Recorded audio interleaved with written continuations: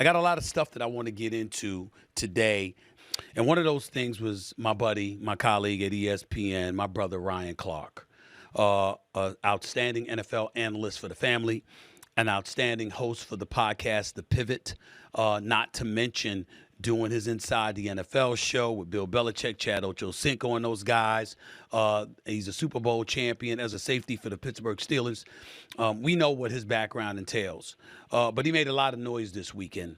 And to be quite honest with you, I was upset about something. And I want to explain what I'm upset about after I play you this clip. This is Ryan Clark talking about Lamar Jackson and how essentially his success is going to be the finishing touch for the whole narrative about black quarterbacks and the question marks and the skepticism that have been associated with black quarterbacks throughout NFL history, not recent history, but certainly in the past. Ryan Clark was speaking on First Take, sitting in my chair because I was on vacation on Friday, across from L. Duncan, across from Monica McNutt, who was hosting in place of Molly Kiram, and of course, across from the one and only Cam Newton, the former Heisman Trophy winner and #1 overall pick for an NFL quarterback.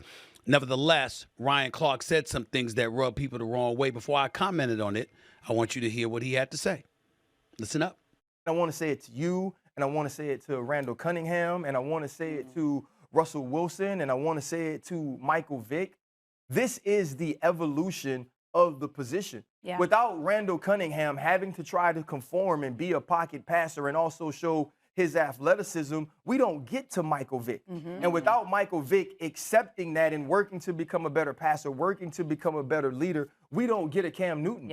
And if Cam Newton doesn't bring the style of play that he had the opportunity to bring from Auburn to the NFL and win an MVP doing it, we don't have a Lamar Jackson. Correct. See, we've needed at that position, because of all the negativity surrounding whether or not people like you can play it, we needed each of you to get to this point. Yes. And that's why we need Lamar Jackson to take that next step and hold that Lombardi trophy the same way we all cried when Doug Williams did it in the 80s. Yes, preach.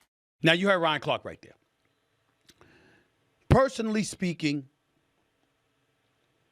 I'd like to say that I'm disappointed, but that's not the word. I'm pissed off. But I'm not pissed off at Ryan. I'm not pissed off at all of you guys. Nor am I pissed off at Ryan Clark for what he said. You know what I have a problem with? That he deleted the post. Because when cynicism and criticism came in his direction, Ryan Clark, somebody who runs from no one, and I'm certainly not accusing him of running now, I'm mad he deleted the post. Now, I know what a lot of people were saying. First of all, Ryan Clark didn't know what he was talking about because guess what? Patrick Mahomes is a 3-time Super Bowl champion. He's the reigning 2-time Super Bowl champion, having won back-to-back titles for the Kansas City Chiefs here. He's a black quarterback, and you're bringing that up. That's really slick on your part. Ladies and gentlemen, Ryan Clark wasn't wrong. Ryan Clark was right. Now, he may have come across wrong because he gave you an opening to bring up Patrick Mahomes to derail or to squash his point. But that's not the point that I interpreted him saying. What he's talking about, what he was talking about, is not the black quarterback, but the black quarterbacks who have been questioned as to whether or not they should play quarterback. Nobody was questioning whether Deshaun Watson was a quarterback. Nobody was questioning whether Patrick Mahomes was a quarterback. They were questioning whether Lamar Jackson was a quarterback. They were wondering whether he should consider a different position going into the NFL. And it was Lamar Jackson that had to tell them, nah, I ain't down with that. I'm a quarterback, and I'm going to be a quarterback in the NFL, and I'm going to wreak havoc, and I'm going to wreck shop, and I'm going to show you what I bring to the table. That's what Lamar Jackson said. But they were trying to convince him not to play quarterback. And that specter of skepticism and criticism that came associated with Lamar Jackson before he was drafted number 32 overall in the first round, at the end of the first round, by the Baltimore Ravens is something that has happened only to black quarterbacks. Where's the white dude? And if I'm wrong, I stand corrected. But I don't recall a white dude coming into the NFL, having played the quarterback position in college,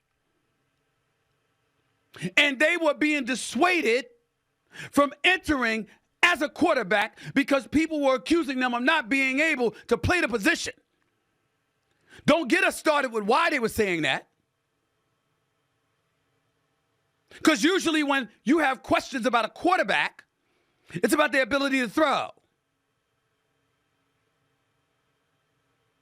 Or it's their ability to be a dual threat at the running back position. With black folks, back in the day, albeit back in the day, there was a question about intellect and the ability to comprehend and decipher an NFL defense and read through your progressions and make the right call and make the right throw.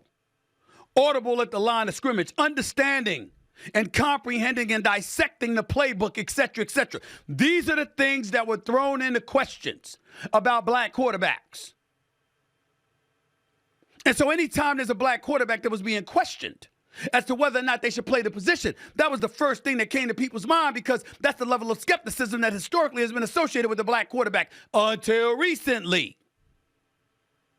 Nobody's accusing it of being that way now because times have changed and things have drastically improved. You could go back to Randall Cunningham. You could go to the Warren Moons of the world. You can go to the Dante Culpeppers or the Steve McNairs of the world. You can go to the Michael Vicks of the world. You can come to the modern day era because there was a time in the NFL in recent memory where you had guys like a Russell Wilson to a Deshaun Watson to a Patrick Mahomes who were the highest paid dudes in the league. So not only were they playing the quarterback position, but they were getting paid handsomely to do it.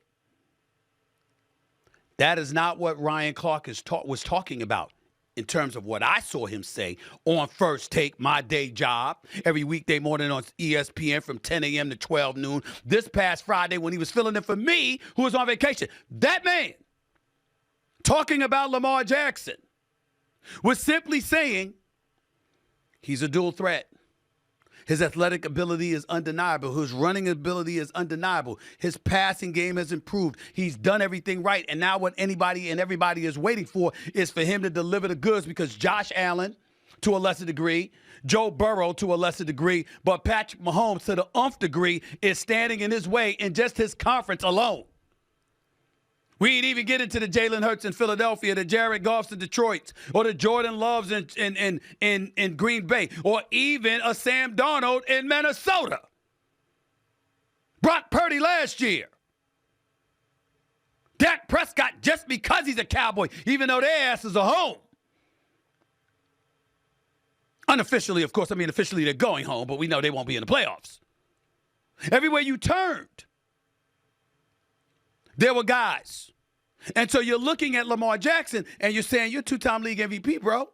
9 dudes have won two league MVPs in NFL history. Every single one of them have been Super Bowl champions but you.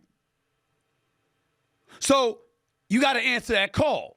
I've bloviated about that on numerous occasions, but in the event that he does answer the call, Ryan Clark is right. That should be it. In terms of seeing a dual threat at the quarterback position with extreme athleticism being questioned as to whether or not they could play the quarterback position. What's the problem? I see no problem. So I'm pretty ticked off that Ryan Clark deleted his tweet, according to the reports. Because what you take it down for? You were right. His point may not have been articulated as perfectly as he would have liked. And he might have left the hole here or there for somebody to at least question it. But his overall point, I firmly understand. And he was right. If Lamar Jackson wins the Super Bowl, that's going to go a long way towards us ever questioning again, whether a cat can do it at that position, being a dual threat. A quarterback who can run. We're marveling at Jaden Daniels for the Washington Commanders because of what he's doing. Ryan Clark is right. We want to rave about Sam Darnold, and we should. But I will remind y'all that Sam Darnold, who has led the Minnesota Vikings to a 14-2 record this year, who's had 13 games with a QBR over 100 this year, who has been absolutely sensational for the most part for the Minnesota Vikings. That's Sam Darnold. I got to give credit where credit is due. That brother right there, 14 wins, 13 games with a passer rating, a QBR of over 100. His 14 wins are the most by a quarterback with a new team over the last 40 years. Peyton Manning won 13 in 2012. Steve McNair won 13 in 2006 with the Ravens. By the way, Sam Darnold's been the most productive deep ball thrower in the National Football League this year. 20 or more air yards. That's what they said. And he's playing under a contract that's paying him $10 million for 1 year. That same Sam Darnold, before you go out there throwing a parade for the brother, like it seemed the Minnesota Vikings were willing to do in the post-game locker room following Sunday's victory over the Green Bay Packers, acting like they just won a championship. I will remind y'all, as much as Sam Darnold deserves praise for the great, great year that he's had, it was 6 years that preceded it when he didn't. So I was sitting there talking about him and praising him and what have you. Isn't it ironic that we're praising a dude who's produced really for the first time in his career that spans more than 6 years? But a two-time league MVP, we're constantly saying that ain't enough. You got to do it. I'm just asking. Isn't it ironic? I just wanted to throw that out there.